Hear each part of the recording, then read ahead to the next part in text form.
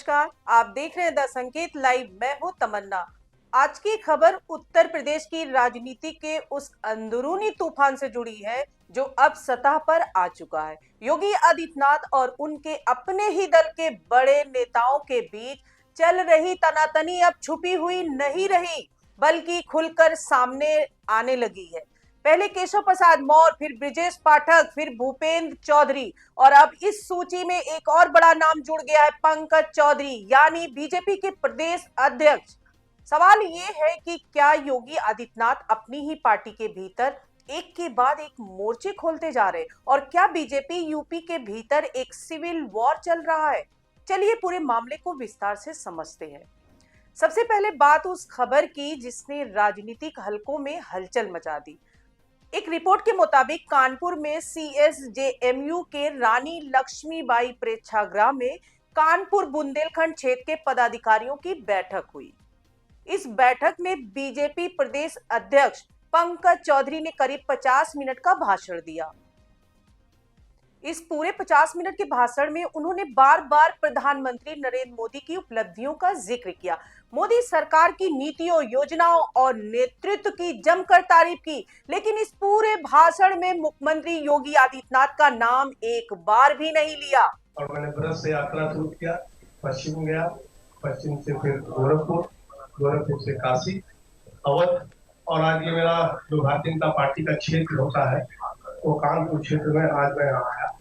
और निश्चित तौर से यहाँ पर जिस प्रकार का कार्यकर्ताओं ने उत्साह दिखाया और जो स्वागत किया उसके लिए मैं बहुत ही अभिभूत हूँ और मैं सभी कार्यकर्ताओं को बहुत बहुत धन्यवाद। और साथ ही साथ मैं अपने राष्ट्रीय नेतृत्व को भी धन्यवाद देना चाहता हूँ जो मेरे जैसे कार्यकर्ता को 1991 से लेकर 2024 तक लगातार टिकट देने का काम किया और महाराजगंज की जनता ने वहाँ के कार्यकर्ताओं ने मुझे 7 बार दिल्ली के पार्लियामेंट में भेजने का काम किया। और फिर केंद्रीय नेतृत्व को धन्यवाद दूंगा कि उन्होंने मंत्रिमंडल में मोदी जी के मुझे स्थान देने का काम किया। और आज जो दुनिया के जनसंख्या के आधार पर अगर देखें तो दुनिया का 5वां देश कहा जाता है उत्तर प्रदेश। ऐसे बड़े प्रदेश की जिम्मेदारी हमारी केंद्रीय नेतृत्व ने दिया है। उसके लिए मैं कार्यकर्ताओं से भी आह्वान करने आया हूँ कि उसमें लग करके पुनः उत्तर प्रदेश में भारतीय जनता पार्टी की प्रचंड बहुमत से सरकार बने, यही मैं कार्यकर्ताओं को संदेश देने आया। अब यूपी में बीजेपी के प्रदेश अध्यक्ष का किसी सार्वजनिक मंच से प्रधानमंत्री का नाम लेना तो सामान्य बात है, लेकिन मुख्यमंत्री जो उसी राज्य के सबसे बड़े चेहरे हैं उनका नाम न लेना, वो भी जानबूझकर, इसे सामान्य भूल नहीं कहा जा सकता। यही वजह है कि राजनीतिक गलियारों में इसे जैसे को तैसा का संदेश माना जा रहा। यानी योगी आदित्यनाथ जिस तरह पूरे नेताओं को साइडलाइन करते रहे हैं उसी तरह अब उन्हें भी साइडलाइन किया जा रहा है। अब सवाल यहाँ उठता है कि ये सब अचानक क्यों हो रहा है। दरअसल योगी आदित्यनाथ और पार्टी संगठन के बीच तनाव कोई नया नहीं है। पिछले कई सालों से खबरें आती रही है कि योगी सरकार और संगठन के बीच तालमेल कमजोर है। उप मुख्यमंत्री केशव प्रसाद मौर्य कई बार सार्वजनिक रूप से संगठन को सरकार से बड़ा बताने वाला बयान दे चुके हैं। वहीं ब्रिजेश पाठक को लेकर भी कई मौके पर नाराजगी की खबरें आई।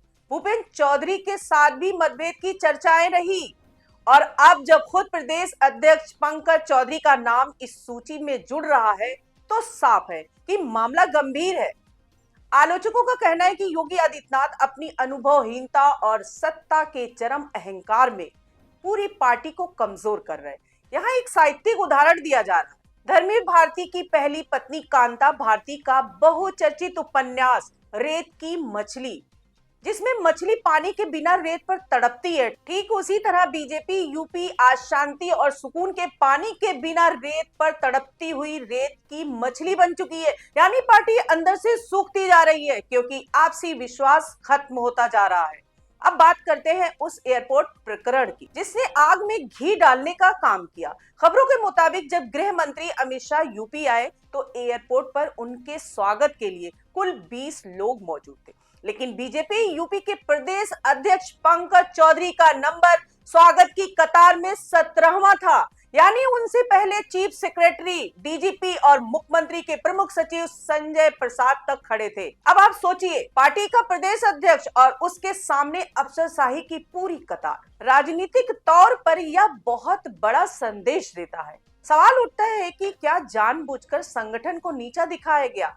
क्या ये बताने की कोशिश की गई कि यूपी में असली ताकत सिर्फ मुख्यमंत्री के पास है? यही तक बात खत्म नहीं होती। बताया जा रहा है कि पहले पंकज चौधरी को एयरपोर्ट से हटाकर प्रेरणा स्थल पर रहने को कहा गया, यानी उन्हें एयरपोर्ट आने ही नहीं दिया गया। फिर जब ऊपर से फोन आया तो आनन फानन में वे एयरपोर्ट पहुंचे, लेकिन इसके बाद भी उन्हें आगे नहीं आने दिया गया। यानी संदेश बिल्कुल साफ, आप अपनी हैसियत में रहिए।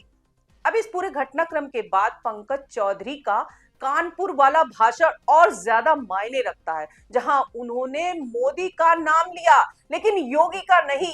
और फिर केंद्रीय नेतृत्व को धन्यवाद दूंगा कि उन्होंने मंत्रिमंडल में मोदी जी के मुझे स्थान देने का काम किया। और आज जो दुनिया के जनसंख्या के आधार पर अगर देखें तो दुनिया का 5वां देश कहा जाता है उत्तर प्रदेश।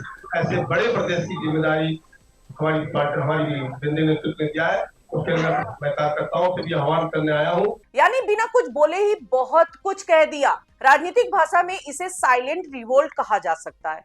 अब आलोचक कह रहे हैं कि यूपी में बीजेपी के भीतर ऐसी लड़ाई खानवा, प्लासी और पानीपत के मैदानों से भी ज्यादा खतरनाक हो गई है, क्योंकि ये बाहरी दुश्मन से नहीं, अपने ही लोगों से लड़ी जा रही है। योगी आदित्यनाथ का अपनों से ही यह सिविल वॉर पिछले करीब 8.5 सालों से चल रहा है और इसका असर अब खुलकर दिखने लगा है।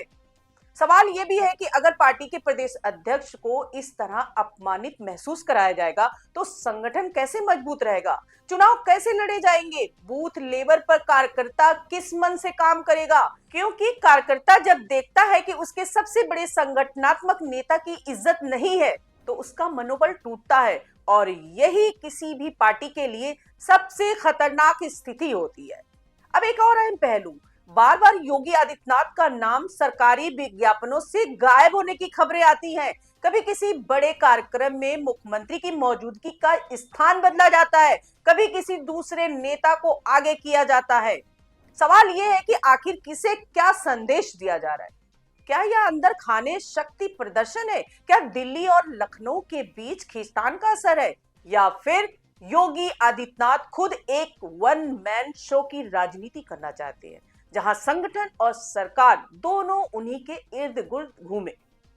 लेकिन राजनीति में इतिहास गवाह है कि जब कोई नेता संगठन को कमजोर करता है तो अंततः वही संगठन उसे कमजोर कर देता है।